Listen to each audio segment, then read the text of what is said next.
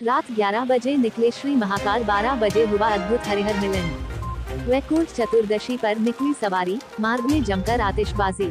उज्जैन वैकुंठ चतुर्दशी पर्व पर बुधवार रात 11 बजे भगवान महाकाल की सवारी निकली व करीब 12 बजे अद्भुत हरिहर मिलन हुआ। वर्ष में एक बार ही ऐसा होता है जब महाकाल की सवारी रात में निकलती है। हर यानी शिव, हरि यानी विष्णु से मिलने पहुँचे श्रद्धालुओं ने मार्ग में खूब आतिशबाजी कर भगवान महाकाल का स्वागत किया। हालांकि प्रशासन व पुलिस के अधिकारियों ने मार्ग में अधिक भीड़ नहीं होने दी, फिर भी लोग राजा महाकाल की एक झलक पाने के लिए आतुर थे और सवारी देखने भी पहुंचे।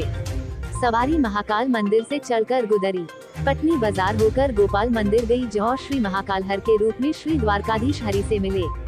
ऐसी मान्यता है, देव उठनी 11 से देवता जागते हैं तथा भगवान शिव इस सवारी के रूप में ही पृथ्वी का भार विष्णु को सौंपने जाते हैं। भगवान श्री हरि विष्णु ने शिव से पृथ्वी लोक का संचालन अपने हाथों में लिया और भगवान शिव कैलाश पर तपस्या के लिए चले गए। सवारी में बैंड, घोड़े व चांदी की पालकी में निकले चंद्रमौलेश्वर। भारी पुलिस बल व कड़ी सुरक्षा के बीच रात 11 बजे महाकाल की सवारी मंदिर से शुरू होकर महाकाल चौराहा, गुदरी बाजार, पटनी बाजार होते हुए सिंधिया स्टेट के द्वारकाधीश गोपाल मंदिर पहुंची, जहां भगवान महाकाल एवं द्वारकाधीश का पूजन हुआ। पूजन के बाद देर रात सवारी गोपाल मंदिर से महाकाल आई। गोपाल मंदिर में हरिहर मिलन हुआ। महाकाल के पुजारियों ने द्वारकाधीश को बिल्व पत्र एवं गोपाल मंदिर के पुजारी ने महाकाल को तुलसी की माला पहनाई। अभिषेक पूजन के पश्चात आरती की गई। इसके बाद सवारी पुनः देर रात गोपाल मंदिर से महाकाल मंदिर आई। दैनिक अवंतिका ब्रह्मास्त्र के लिए नीलेश शर्मा की रिपोर्ट।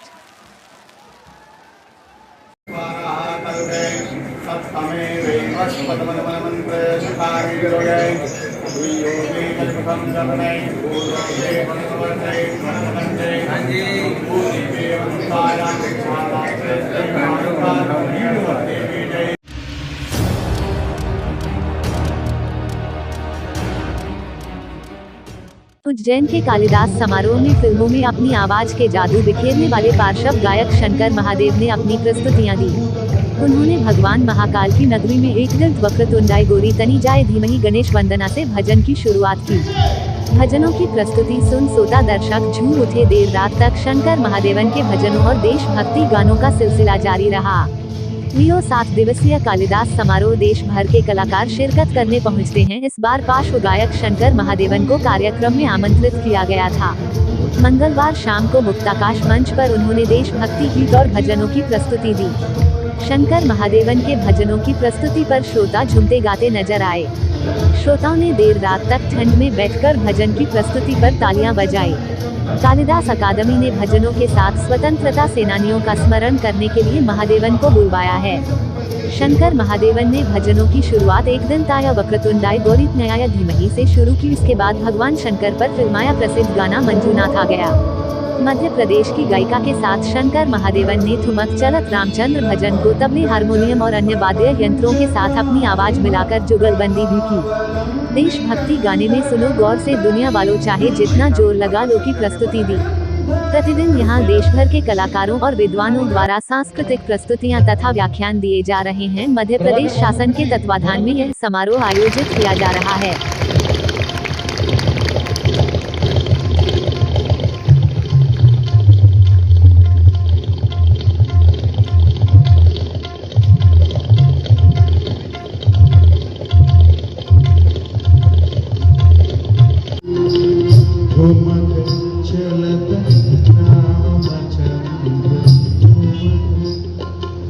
रामचंद्र जी जब चलते हैं ठुमक चलते, उसका कुछ इफेक्ट करते ना। ठुमक चलत रामचंद्र,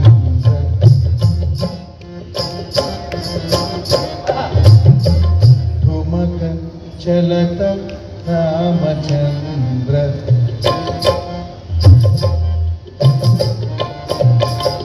ठुमक चलत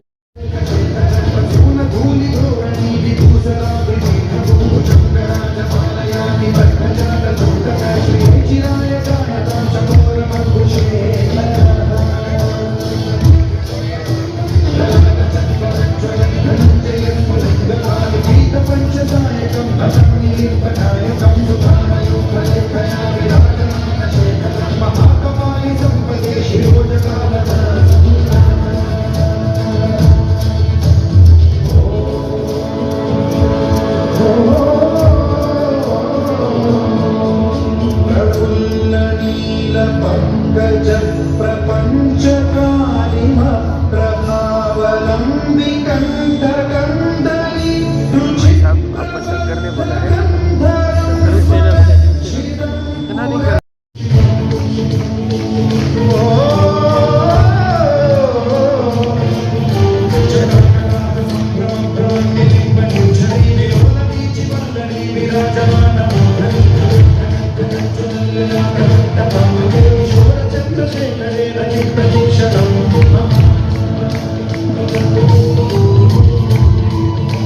on, everybody!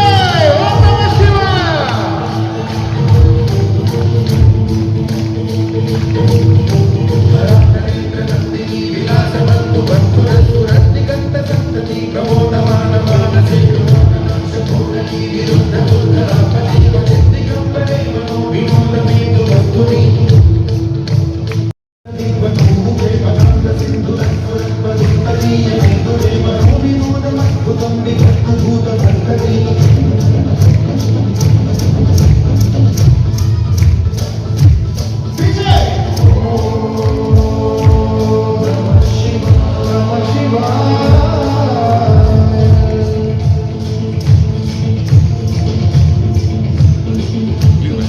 सर बताएं आज किस तरह का कार्यक्रम में किस किस की प्रस्तुतियाँ भी हुई है।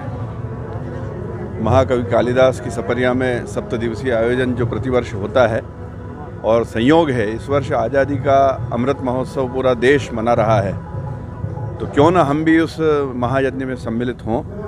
हमने जो हमारी कालिदास समारोह की परंपरा है उसका निर्वाह करते हुए एक देश के श्रेष्ठ कलाकार हैं शंकर महादेवन जी, उनको आमंत्रित किया और उनसे अनुरोध किया था कि वे शास्त्रीय संगीत की प्रस्तुति के साथ जो स्वतंत्रता सेनानियों का स्मरण है उनका पावन स्मरण भी इस अवसर पर करें। उनकी प्रस्तुति यहाँ हो रही है और उन्होंने शास्त्रीयता के आधार पर सारी प्रस्तुतियाँ यहाँ दी है और साथ में ही उन क्रांतिकारियों का अवदान भी रेखांकित किया है और उनके सम्मान में भी कुछ गीतों की प्रस्तुति की है। इस प्रकार हमारा जो उद्देश्य था वो पूरा होने जा रहा है। कार्तिक पूर्णिमा से हमारे उज्जैन में शिप्रा तट पर कार्तिक का मेला आयोजित किया जाता है। सारे जनप्रतिनिधि चाहते थे कि इस बार मेला लगे। कलेक्टर इसलिए मजबूर थे क्योंकि राज्य और केंद्र सरकार के कई सारे प्रतिबंध लागू थे, इसलिए मेले की अनुमति जारी नहीं हो सकी। बुधवार को भोपाल से एक सुखद खबर आई। मध्य प्रदेश सरकार ने कोरोना संबंधी लगभग सारे ही प्रतिबंध समाप्त कर दिए हैं। खुद मुख्यमंत्री शिवराज सिंह चौहान ने इसकी घोषणा की। मुख्यमंत्री की घोषणा के बाद अब उज्जैन में भी कार्तिक मेला लगने का रास्ता साफ हो गया है, लेकिन समय कम बचा है। आधी अधूरी ही सही मेले के आयोजन की आस अब भी बंधी है। आप खुद ही सुनिए मुख्यमंत्री शिवराज सिंह चौहान का बयान। कोविड महामारी पर अभी पूरी तरह से नियंत्रण है। आज 5 पॉजिटिव केस आए हैं। एक्टिव केसों की भी संख्या घट के 78 हो गई है। हम स्थिति पर लगातार नजर बनाए हुए हैं, लेकिन कोविड संकट पर नियंत्रण होने के कारण महामारी के समय कोविड-19 महामारी के समय जो प्रतिबंध लगाए गए थे वो सभी प्रतिबंध आज से ही हमने हटाने का फैसला किया है। अब समस्त सामाजिक, राजनीतिक, खेल, मनोरंजन, सांस्कृतिक और धार्मिक आयोजन पूरी क्षमता के साथ हो सकेंगे। प्रदेश में अलग अलग स्थानों पर लगने वाले मेलों का आयोजन किया जा सकेगा। चल समारोह अब निकल सकेंगे और विवाह अब जितनी संख्या की मर्जी हो उतनी संख्या में संपन्न किए जा सकेंगे। अंतिम संस्कार में भी पूरी क्षमता से लोग अंतिम दर्शन के लिए, अंतिम श्रद्धांजलि देने सम्मिलित हो सकेंगे। नाइट कर्फ्यू भी आज रात से ही समाप्त किया जा रहा है। Cinema hall, mall, swimming pool, gym, yoga centre, restaurant, club इत्यादि 100% क्षमता के साथ खुल सकेंगे, चलाए जा सकेंगे। School, college, hostel, coaching classes पूर्ण क्षमता से अब संचालित की जा सकेंगी। लेकिन इतना जरूर है, सभी तरह की गतिविधियां हम प्रारंभ कर रहे हैं, लेकिन कोविड एप्रोप्रिएट बिहेवियर के साथ, मतलब कोविड पर नियंत्रण करने।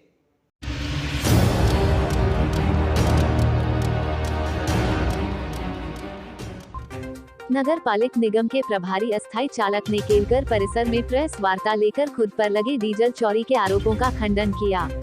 उज्जैन के नगर पालिक निगम में प्रभारी अस्थायी चालक गौरव बाली ने बुधवार को बहादुरगंज स्थित केलकर परिसर में प्रेस वार्ता ली। प्रेस वार्ता के माध्यम से गौरव बाली ने अपने ऊपर लगे डीजल चोरी के आरोपों का खंडन किया है। यहाँ बता दें कि एक वीडियो वायरल हुआ था जिसमें बताया जा रहा है कि अस्थायी चालक गौरव बाली डीजल चोरी कर रहा था।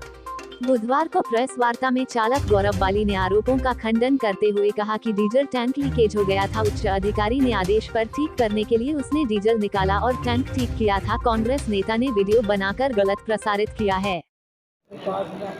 भैया क्या मामला है, आज आप सफाई देने के लिए यहाँ है, क्या आपका कहना है इसमें? श्रीमान जी, मेरा तो कहना ये है कि मैं इसमें निर्दोष हूँ।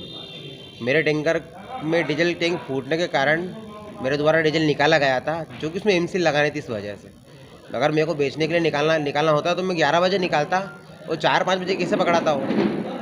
बेचने वाला तो हाथों हाथ बेच देता है, मैं क्या करता बेच के उसको। क्या लगता है आपको किसका षड्यंत्र है? ये सुनील कछवाहा द्वारा षड्यंत्र रचा गया पूरा। सुनील कछवाहा हैं जो ना अच्छे नेता हैं, पैसे वाले हैं और दबंग लोग हैं, जो हम जैसे लोगों को दबाना चाहते हैं कैसे भी करके, अपने पॉलिटिकल प्रेशर से, पैसों से, और ना मेरा वीडियो बना के वायरल करा के पूरी इज्जत खराब कर दी। क्या कारण है, ऐसा क्यों कर रहे हैं? वो मेरे भैया से विवाद चल रहा है उनका। कैसा विवाद चल रहा है? कुछ मकान को लेके विवाद था और उस चक्कर में भैया को 5-6 बार बंदी करा दिया उनने। एक बार है ना झूठा प्रकरण दर्ज कराया अपहरण का, नहीं वो फिरौती का, और उसमें भी मेरे भैया को ना डेढ़ दिन एक रात और एक दिन जेल में थाने में बिठवा रखा, बगैर हथकड़ी खोले बिठवा रखा थाने के अंदर। और बहुत प्रताड़ित हुआ उस समय भी, और अभी भी मैं इतना प्रताड़ित हूँ कि बस बहुत। अच्छा, आपने आपके वरिष्ठ अधिकारी को अवगत कराया कि नहीं कराया? हाँ, मैंने मेरे वाहन प्रभारी जो उमेश सिंह बेस साहब को अवगत कराया था कि सर टैंक फूट गया है। तो वो अभी ना थोड़ा व्यस्त हैं, तो उन्होंने बोला था कि तो अभी इसमें एमसील लगा के इसकी कुछ व्यवस्था कर ले और उसको एडजस्ट कर ले। वाहन प्रभारी ने क्या बोला आपके लिए? आपको जो नौकरी से निकाला गया उसके लिए क्या बोला? मेरे श्री वाहन प्रभारी जी तो मेरी तरफ हैं। उनका कहना है, बोले तू घबरा मत बेटा, मैं तेरे साथ हूँ और ना तेरी नौकरी नहीं जाएगी, क्योंकि तूने मेरे को जवाब दिया था, खबर दी थी। वो अभी तक सामने क्यों नहीं आया? वो श्रीमान जी अभी क्या शादी में व्यस्त हैं, उनके लड़का लड़की की शादी है।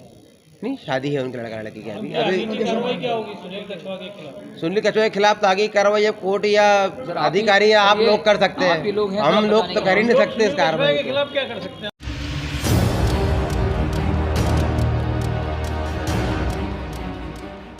आगर रोड पर चकमेर गांव में मंगलवार बुधवार की दरमियानी रात तेज रफ्तार एक टवेरा गाड़ी पुलिया पर असंतुलित होकर नाले में जा गिरी। इस हादसे में इंदौर के पंचशील नगर में रहने वाले एक युवक की मौत हो गई है, जबकि 4 लोग गंभीर रूप से घायल हुए हैं। यह हादसा रात करीब 2 बजे हुआ। मृत युवक का नाम प्रदीप पिता बसंत झनके उम्र 33 साल निवासी पंचशील नगर, थाना एरोड्रम रोड इंदौर है। इस हादसे में प्रदीप के साथी गोलू परिहार, संदीप और सिद्धार्थ सोनोने सहित एक अन्य युवक घायल हुआ है।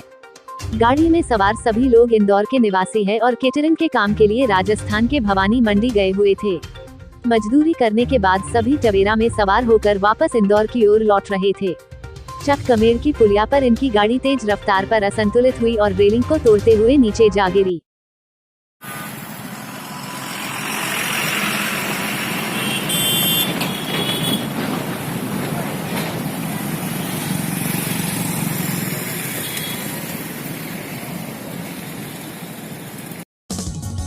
विदेश गांव शहर सब पे नजर, सबकी खबर, नया रूप है नए है रंग, सबको समेटे अपने संग।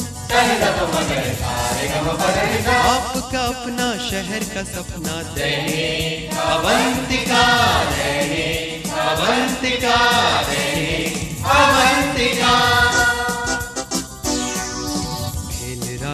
राजनीति फिल्मी बातें सब कुछ ही हम इसमें पाते। घर होटल ऑफिस या दफ्तर, क्लर्क प्यून या हो फिर अफसर, सबका चहेता सबका प्यारा दैनिक अवंतिका।